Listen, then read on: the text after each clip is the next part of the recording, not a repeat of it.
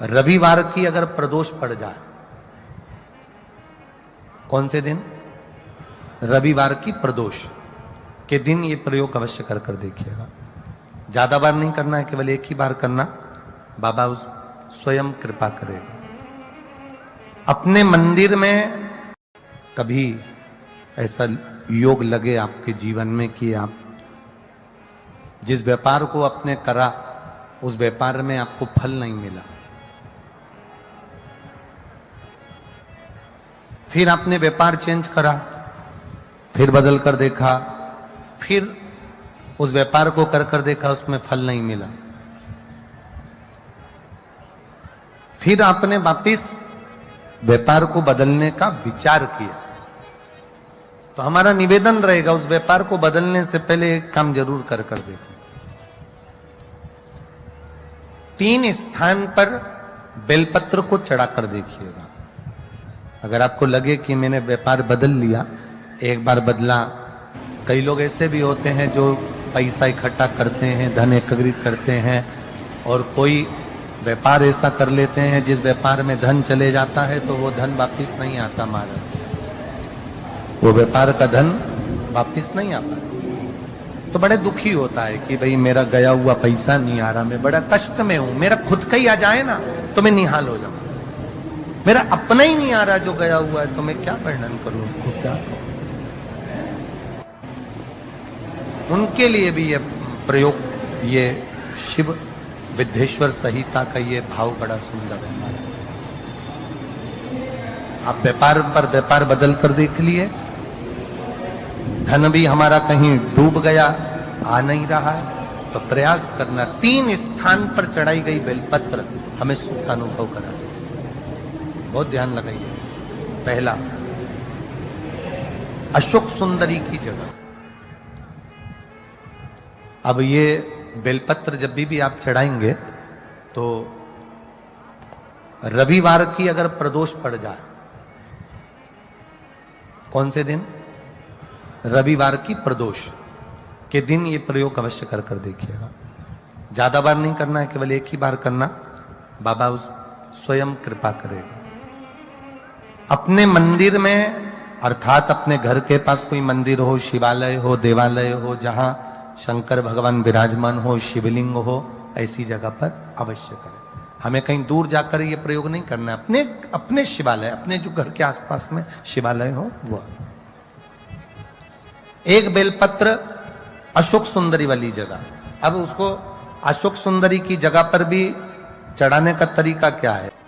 जब हम बेलपत्र चढ़ाएंगे तो उस बेलपत्र को चढ़ाते समय आपकी जो बेलपत्र की डंडी है, वो बेलपत्र, रविवार प्रदोष के दिन का ये उपाय है महाराज, ये बेलपत्र की जो डंडी है, इस डंडी का भाग शिवलिंग की ओर होना चाहिए। ये जो डंडी है इसका भाग अशोक सुंदरी पर जब चढ़ाएंगे तो शिवलिंग की ओर इसका भाग होगा महाराज। दूसरी, बेलपत्र को जब हम समर्पित करेंगे, जया, विषहरा, शामरीवारी, दौतली, देव, मान लो जलाधारी ऊपर नहीं है शंकर जी के, तो उसका स्मरण कर कर 5 कन्याओं का नाम लेकर जया, विषहरा, शामलीवारी, दौतली, देव, इनका स्मरण कर कर शंकर भगवान के शिवलिंग पर बेलपत्र रखेंगे। बेलपत्र कहां रखना है? आप अगर यहां बैठे हो तो आपके विपरीत में डंडी का मुख होना चाहिए। ये बेलपत्र की जो डंडी है इसका मुख आपके विपरीत में हो। आप यहां बैठे हो तो डंडी उधर होगी, आप इधर बैठे हो तो डंडी का मुख इधर होगा, आप उधर बैठे हो तो डंडी का मुख इधर होगा, आपके ठीक विपरीत की ओर डंडी का मुख हो। ये 2 जगह बेलपत्र समर्पित करने के बाद तृतीय बेलपत्र शिवलिंग की जो जलाधारी है, जहां पर भगवान शंकर का शिवलिंग रखा है, वहां स्पर्श कराकर, केवल छुआना है, स्पर्श कराकर बेलपत्री के पेड़ के नीचे ही कोई कंकर हो, कोई शंकर हो, या कोई मिट्टी का ढेला हो, नी हो, तो वहीं मिट्टी को थोड़ी सी ऊंची कर कर एक बेलपत्र बैठकर इस बेलपत्री की डंडी जड़ की ओर, मतलब जो वृक्ष होता है उस ओर इस डंडी का मुख होना चाहिए। ये 3 रविवार के प्रदोष के दिन शंकर भगवान पर चढ़ाई गई बेलपत्र से हमारा गया हुआ धन भी पुनः आने का रहता है और हमारा जो व्यापार बार बार बंद हो रहा है, शिव की कृपा से एक बार चालू तो चालू हो ही जाता है, शिव तत्व को जाए। और निवेदन है सब भावों से करना है, हृदय चित्त आनंद जो विषय। प्रदोष के दिन प्रदोष काल में लगाया गया दीप, प्रज्वलित करा गया दीप 5 स्थान पर फल देता है। प्रदोष के दिन प्रदोष काल में लगाया गया दीपक 5 स्थान पर फल देता है। पहला स्थान, अगर हमको या हमारे परिवार में किसी को काल सर्प दोष है तो हमारा प्रदोष का लगाया गया दीपक कहीं पूजन मत कराओ, वो दीप जलाने से ही काल सर्प दोष समाप्त होता चले जाता है। दूसरा स्थान, पितृदोष। अगर किसी ने कह दिया कि तेरे घर में पितृदोष है, तेरे घर में, कई लोग बता देते हैं कि तुम्हारे घर में, कई माताएं पूछती हैं मेरे घर में बेटा नहीं, मेरे घर में 3 बेटी हो गई, 4 बेटी हो गई, 5 बेटी हो गई, बेटा नहीं है, बेटा नहीं, तो किसी ने कह दिया पितृदोष है। अब तुम शंकर जी की पूजन कर रहे हो, शंकर जी पे जल चढ़ा रहे हो, शिव की स्तुति कर रहे हो, तो किसी किसी की यहाँ 3 बेटियों के बाद, 4 बेटियों के बाद, एक माता ने तो लिखा है कि उसके यहाँ 2008 में उसके घर में लड़की ने जन्म लिया था, या 2008 में उसके घर में बच्चे ने जन्म लिया था, लड़की ने। उसके बाद फिर लड़की ने जन्म लिया और उसके बाद उसके घर में कोई पुत्र का योग नहीं बना। तब उसने प्रदोष के समय पर शाम को दिया लगाना प्रारंभ करा और 2008 में बच्ची जन्मी थी और अब 2024 में उसके घर में लड़के ने जन्म लिया। कि प्रदोष काल का लगाया गया दीपक, प्रदोष काल, प्रदोष के दिन, प्रदोष काल का जो दीपदान होता है वो सरल नहीं होता, वो सहज नहीं होता। 5 स्थान की पूर्ति करता है। पहला स्थान किस चीज के लिए? काल सर्पदोष के लिए। दूसरा पितृदोष। कैसा भी तुम्हें कोई पितृदोष बता दे, कितना भी तुमसे कोई कह दे कि तेरे घर में पितृ का दोष है, तेरे घर में ये दोष है, अगर आप प्रदोष के दिन, प्रदोष काल में, अर्थात सूर्य अस्त के समय के 2:45 तक का जो समय होता है, 2 घंटे के समय का, उसके अंतर्गत अगर आप प्रदोष काल के समय में भगवान शंकर को दीप लगाने के लिए अगर पहुंचे हो तो वो आपको फल देगा ही, पितृदोष का निवारण होगा ही। चाहे तुम कुछ करो चाहे मत करो, वो पितृ की शांति करा दे। दूसरे नंबर पर है पितृदोष। तीसरे नंबर पर है वास्तु दोष। हमारे घर का, अब एक बहुत सावधानी से श्रवण करने वाला विषय है, वंश की वृद्धि नहीं है। 30 वर्ष शादी के हो गए, 40 वर्ष शादी के हो गए और औलाद है ही नहीं। डॉक्टर ने भी हाथ ऊंचे कर दिए, टेस्ट पे भी करवाया, IVF करवाया, सब कुछ तुमने करवा लिया, तो भी औलाद नहीं है।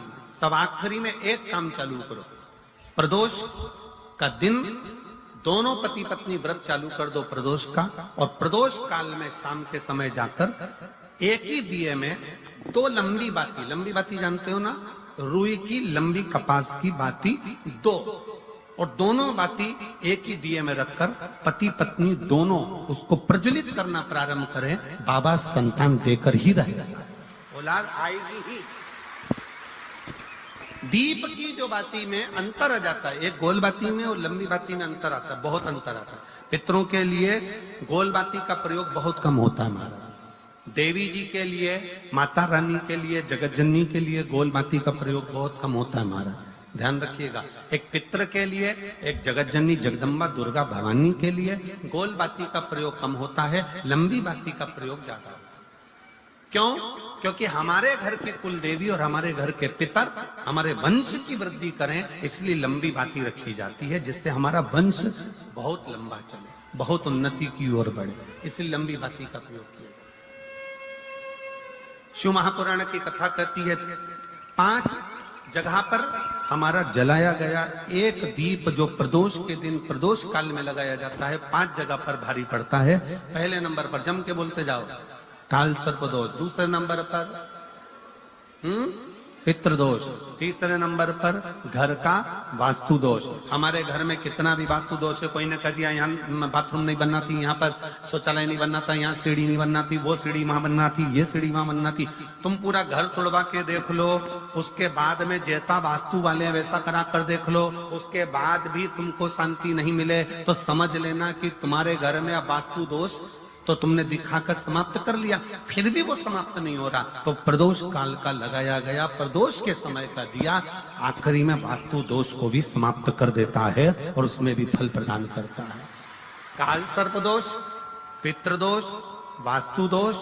चौथे नंबर पर 1 रुपया कमाया, 1.25 रुपये खर्च हुआ, पैसा आया गया। ये चौथे नंबर का व्यापार में थोड़े दिन दुकान अच्छी चली, थोड़े दिन बैठ गए, थोड़े दिन काम चला, थोड़े दिन बैठ गए, गाड़ी चली थोड़े दिन फिर बैठ गए, अर्थात हमारी फैक्ट्री थोड़े दिन चली फिर बैठ गए, कहीं ना कहीं तकलीफ, थोड़े दिन खाते थोड़े दिन रोते वाला चल रहा है। तो प्रदोष काल का, प्रदोष के समय का दिया इस दुख को समाप्त कर कर रेगुलर एक जैसी सांझी, एक जैसी लक्ष्मी की वृद्धि करते चले गए, प्रदोष काल का।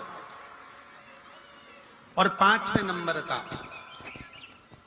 प्रदोष काल का दिया, प्रदोष समय का दिया 5वें नंबर पर रोग का निवारण का, रोग निवारण।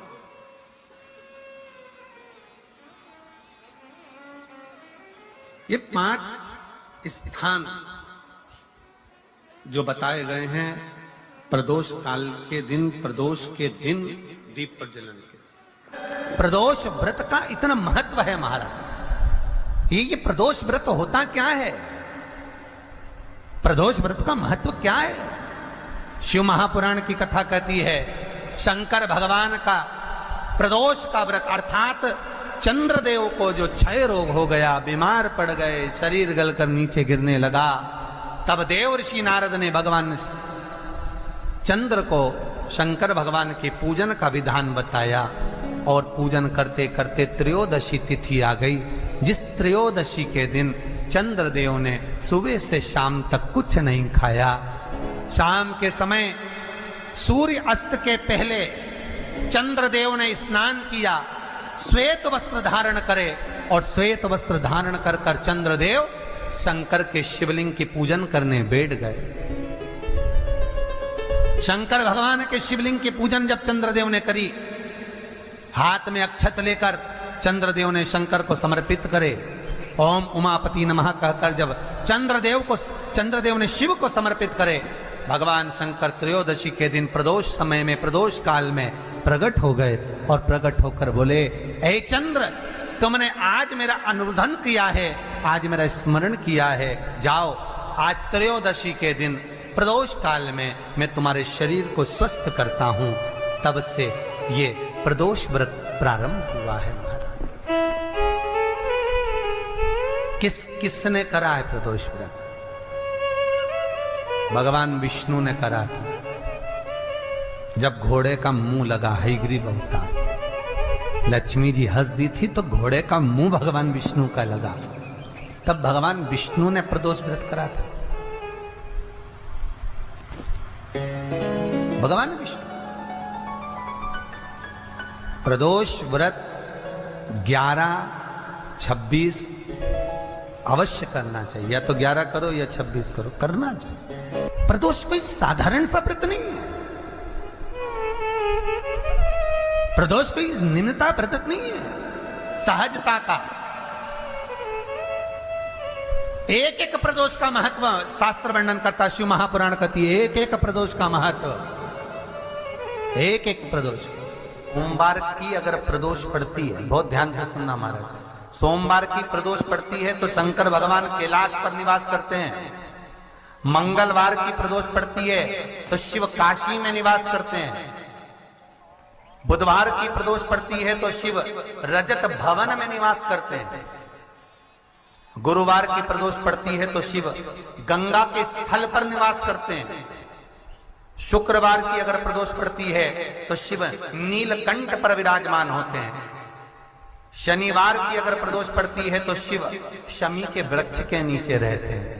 और रविवार की जब प्रदोष पड़ती है तो शिव बेलपत्र के पेड़ के नीचे निवास करते हैं। महाराज ये एकादशी शंकर से कह रही है कि आपका स्थान ये नहीं कि आप कैलाश पर मिले, उस बार को उस तिथि के दिन उस अनुकूल।